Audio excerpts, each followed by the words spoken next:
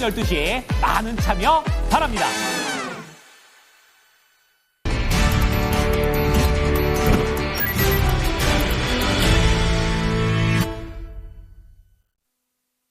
쓰리포인트입니다. 오늘 여러 가지 이슈들이 동시다발적으로 발생하고 있습니다. 시장 상당히 어두워 보이지만은 그 가운데서도 재료 있는 종목군 포커스 맞추면서 이 수익을 노리는 전략 알아보겠습니다. 퍼스트 프라임 리서치 손여루 팀장 모셨습니다. 안녕하세요.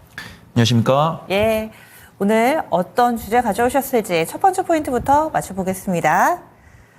다시금 미중 무역 전쟁이라는 키워드가 심심치 않게 언론을 장식하고 있습니다. 이에 따라서 이 희귀금속, 히토류라든지 페라이트 관련된 종목군들이 오늘도 주목을 받고 있는 상황인데요. 일단 미중 무역 전쟁이라는 이런 이야기가 나오게 된 배경부터 좀 알려주세요. 네, 시장이 체감상 2주 전으로 돌아간 것 같습니다. 그래서 우리가 예전에 사실은 트럼프 대통령이 대선 후보에 당선되면서 트럼프 대통령이 당선이 될 거다라고 국내에서는 많이 생각을 안 했어요. 근데 외신에서는 트럼프 대통령이 될 줄 알았다라고 보신 분들 많았지만 저 역시도 국내 이제 뉴스들 많이 보다 보니까 혹시라도 해리스 후보가 대통령이 당선되지 않을까 그런 생각을 했었습니다. 그 다음에 트럼프 대통령이 당선이 됐을 때도 설마 정말 2018년처럼 그런 강한 관세 정책을 내비칠까라고 생각을 했었고, 트럼프 대통령이 한마디 할 때마다도, 설마 그렇게 2018년처럼 할까? 이런 생각을 했던 것 같아요. 근데 그런 상황 속에서도 트럼프 대통령 인선에 대한 불확실성, 그 다음에 바이든 대통령의 측근도 임기가 남은 상황에서도 트럼프 대통령한테 그러지 말아달라고 간곡히 이야기를 했지만 트럼프 대통령 입장에서는 굉장히 강하게 나갈 모습입니다. 그래서 정말 좌초지종이 많았었죠. 이제 11월 12일, 지금이 코스피랑 코스닥이 그 저점으로 다가가고 있는데 11월 12일과 11월 15일 사이에 무슨 일이 있었냐면 트럼프 대통령이 이제 대만한테 중국한테 반도체를 수출하지 말라고 이야기를 했고, 근데 대만에서는 우리 미국에서 건설 중인 반도체 공장에서 2나노 공정 이하로는 생산을 못할 거다라고 대립각을 세웠습니다.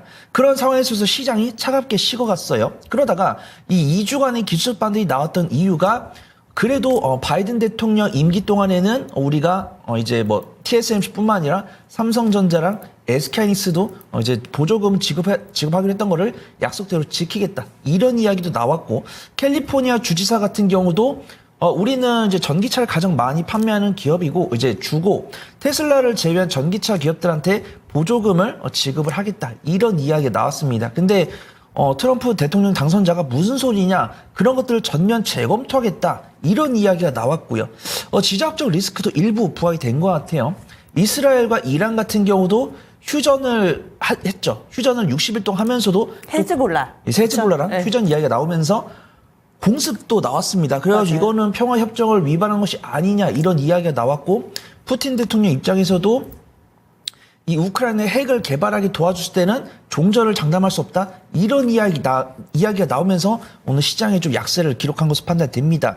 오늘 하락 종목이 상승 종목보다 상당히 많고 매도 대금의 대부분은 전기전자에 집중이 되어 있어요. 전기전자에 집중이 되어 있으면서도 그나마 이제 외국인과 기관이 오기다라고 판단하는 종목들 매수세가 들어온 종목은 제가 2포인트랑 3포인트에서 말씀을 드릴 건데, 일단 기본적으로 우리 개인 투자분들께서 많이 보여 계시는 반도체랑 2차 전지는 외국인과 기관의 강한 순매수세가 들어오고 있다.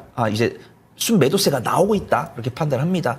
그 다음에 저는 어제 우리나라에서 기준금리를 인하했을 때 제약바이오를 중심으로 성장주들이 반등을 나왔을 때 경계를 했어요. 물론 제약바이오가 강세를 보여줘서 고마운 이제 표정으로 지켜보고 있었지만 한 번도 국내가 우리 한국은행이 기준금리를 인상하거나 인하한다고 했을 때 시장에 영향이 없었는데 제약바이오가 반등을 한다? 저는 긍정적으로 바라보고 있었지만 경계를 하고 있었습니다. 근데 오늘 골드만삭스에서 우리나라에 대한 투자 의견을 중립으로 바꾸면서 외국인과 기관이 다시 한 번 더 매도세를 하는 모습인데, 저는 그래도 외국인과 기관의 매도세를 오늘 강하게 보이는 모습이지만 그렇게 부정적으로 보진 않았습니다. 왜냐면 외국인과 기관이 그래도 삼성전자나 SK하이닉스에 대해서 긍정적인 이야기가 나왔을 때 그래도 저가 매수, 이제 젠슨항 CEO가 삼성전자 HM을 최대한 빠르게 통과시켜주겠다 이런 이야기가 나왔고 삼성전자 입장에서도 자사주를 매입을 하겠다고 했을 때 10조가량의 자사주를 매입을 하겠다고 했을 때 외국인과 기관이 외면을 하지 않았거든요. 그래서 외국인과 기관이 그때 매수를 했다가 다시 한 번 더 관세 이야기가 불거지면서 빠져나간 것은 외국인과 기관 입장에서도 불확실성이 있었다라는 거죠. 우리들이 삼성전자랑 SK하이닉스를 과매도한 거는 맞는데 이 삼성전자랑 SK하이닉스가 향후 성장성을 담보할 수 있는 뉴스가 부각이 되면 사겠다라는 겁니다. 근데 사고 있는 과정에서도 다시 한 번 더 우리가 예상했던 우려했던 관세가 사실대로 내용이 나오다 보니까 불확실성이 매도를 하고 있다. 그렇게 판단하고 있고요. 저는 이번에 관세 이야기 나오면서 가장 좀 걱정했던 게 중국에다가는 관세를 많이 먹이는 것은 이해를 해요. 근데 캐나다랑 멕시코 상대적으로 우군이라고 할 수 있는 이제 북대서양 조약기구에 포함된 국가들한테도 관세를 상당히 매겼다는 거죠. 근데 저는 그래서 캐나다랑 이제 멕시코의 반응을 봤습니다.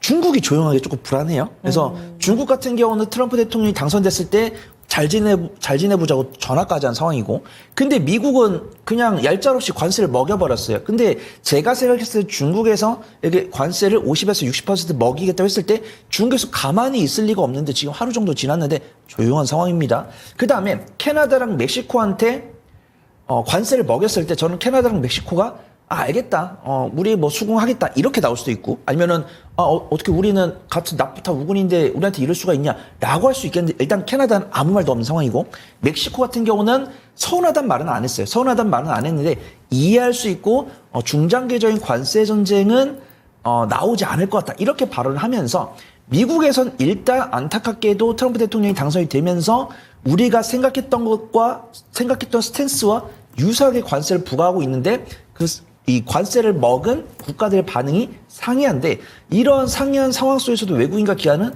불확실성의 일환으로 좀 성장주에 대한 매도세를 좀 보여주고 있다. 그렇게 판단하고 있고요.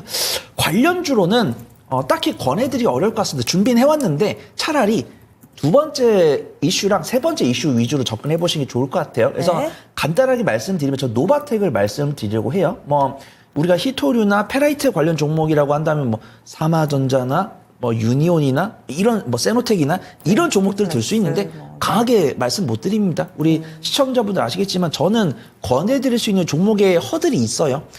흑자 기업이라든가 시가총액이 1,500억 이상이라든가 이런 조건들을 다 포함을 하면은 유니온이나 유니온 머티리얼, 세노텍 이런 종목들이 변동성이 상당히 강하지만 제가 보고 있는 조건에 부합될 수 없습니다. 그래서 노바텍 정도만 좀 부합이 될 것 같아요. 그래서 시가총액이 3천억이 넘어가면서 페라이트 자석을 만들고 있으면서 연간 실적 흑자를 기록을 하고 있습니다. 그 다음에 중국에서 희귀 금속을 가지고 무기와 관련 발언을 했을 때 이 라오스 지역에 있는 히토류 광산에 대한 지분을 보유하고 있기 때문에 관련 종목으로 분류가 될 수 있어요. 그래서 외국인의 순매수가 들어오다가 최근에 이런 뉴스가 부각되면서 개인 투자 위주로 접근을 하고 있기 때문에 종가 베팅 하되 주말간 나온 뉴스에 따라서 짧게 마무리해야 되는 그런 종목으로 보인다. 그렇게 소개를 드리도록 하겠습니다. 네, 그래서 미중 무역 분쟁과 관련해서 희귀금속주 오늘의 움직임 알아봤고요. 다만 좀 짧게 보자. 다음 두 번째 포인트에서 좀 더 힌트를 주실 거라고 했으니까 보겠습니다. 엔터입니다. 오늘 초반에 좀 흔들리는 듯 했지만은 양호한 움직임 나타내고 있고요. 특히나 엔터 하면은 뉴진스, 하이브라는 키워드들이 바로 연상해서 떠오르실 텐데 어제 자정을 기점으로 해서 이 뉴진스 멤버들이 기자회견을 갖고 이 계약 해지를 통보를 했습니다. 그리고 회사 측에서도 오늘 장중에 이와 관련된 공시 답변을 내놨는데요. 해결하기 위해서 최선을 다하겠다. 그리고 또 이 밖에도 이면 계약 이런 얘기들도 계속 기사를 통해서 전해지는데 일단 공시 내용에 따르면 대체로 부인입니다. 현재 하이브의 주가는 4% 정도 하락하고 있고요. 장 초반에 급락 출발했지만 그래도 낙폭을 만회하면서 양봉의 흐름. 이 밖에 다른 엔터주들은 순항하고 있습니다. 엔터 섹터 이슈가 많습니다. 어떻게 보시나요? 네, 엔터 섹터가 부각받기 시작한 지는 한 일주일 정도 된 것 같습니다. 아무래도 실적 대비 저평가 매도를 갖고 있다라고 판단하고 있고 JYP가 3분기 실적을 안정적으로 발표를 해주면서 이 엔터 기업에 대한 저평가 매도가 부각이 된 거죠.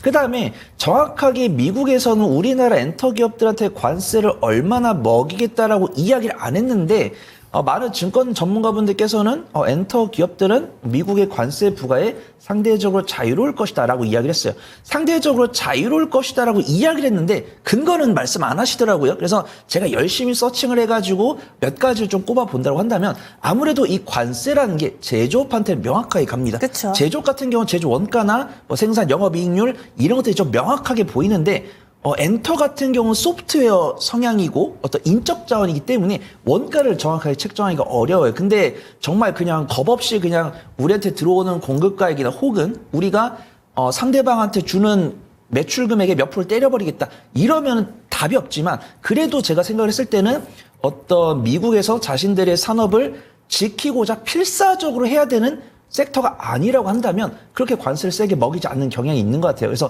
전기차랑 2차 전지 같은 경우 정말 이를 악물고 지키고 있지만 뭐 우주항공이라든가 조선이라든가 게임이라든가 엔터 이런 것들은 사실 우리나라한테 도움을 많이 요청한 상황이기 때문에 관세의 기억도 꺼내고 있지 않습니다. 그 다음에 무형자산이기 때문에 관세를 기준을 먹이기가 좀 애매하다 이런 평가도 있고 소프트웨어 기업이기 때문에 이런 관세에 따라서 수요가 크게 변하지 않을 거다라는 뷰가 있어요. 그래서 제약바이오가 됐든 엔터가 됐든 우스갯소리로 괴로울 때 시장이 안 좋을 때 차라리 이런 섹터를 보라라고 말씀드리는 게 관세랑 상관없이 수요가 워낙 비탄력적이기 때문에 크게 영향이 없다라는 뷰인데 저는 일단은 구체적으로 트럼프 대통령이 엔터랑 조선이랑 전력설비 이런 것들은 관세를 몇 프로 매기겠다 이런 이야기가 나왔으면 저는 그쵸. 확실하게 안전하다라고 말씀드리겠지만 그러니까 그것도 관세 모르는 부과로. 거니까. 네, 그래서 그런 부분들 뉴스가 나오면 투자 전략을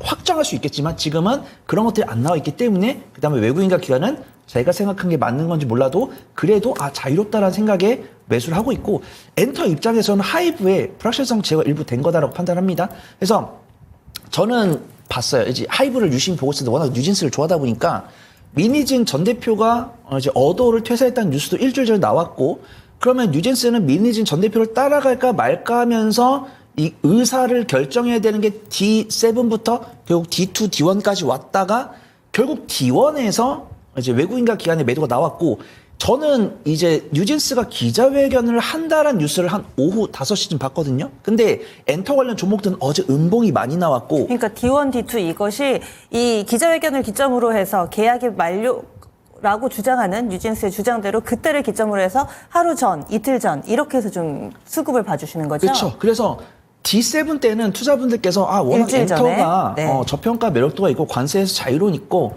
매수를 해보자라고 했는데 이게 D3, D2가 되면서 뉴진스가 정말 어도를 탈퇴하면 어떡하지? 라는 좀 우려가 나온 것 같아요. 그래서 하이브나 뭐 다른 엔터 관련 종목들도 어제는 다 음봉이 나왔고 결과적으로 이제 뉴진스가 어도 탈퇴 기자회견을 한 다음에 뭐 위약금 낼 수 없다. 그 다음에 뭐 앵커님께서 이중계약서 막 이런 이야기 나오면서 오늘 개파락해서 시작을 한 다음에 하이브가 강세를 보여주고 있는 모습입니다. 그래서 저는 만약에 엔터를 진짜 저평가 있고 리포트는 긍정적으로 나오고 있어요. 그래서 저는 좀 옥석을 가리는 게 중요하다고 판단됩니다.